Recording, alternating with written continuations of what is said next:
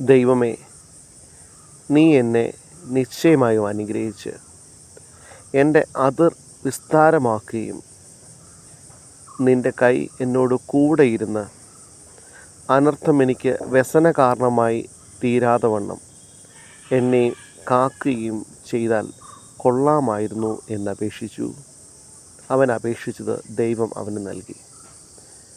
1 ദിനവൃത്താന്തം 4:10 യബ്ബേസ് എന്ന് പറയുന്ന മനുഷ്യൻ്റെ പ്രാർത്ഥനയ്ക്കുള്ള ദൈവത്തിൻ്റെ മറുപടി അനുഗ്രഹമായി തീർന്നു എന്ന് പറഞ്ഞ് അവസാനിക്കുന്നു.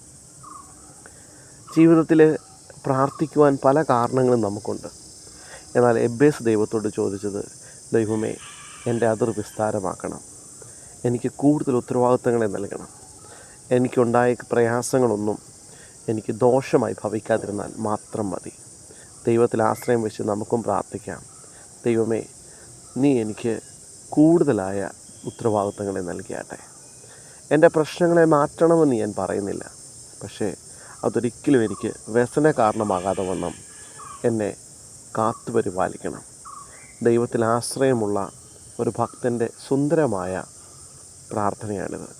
നമുക്കും ഈ പകലിൽ ദൈവത്തോട് പറയാം, ദൈവമേ, ഈ പകലിലും എന്നെ നീ ബലത്തോടെ വഴി നടത്തണം, കൂടുതലായി എന്നെ എടുത്തുപയോഗിച്ചാട്ടെ. ആമേൻ.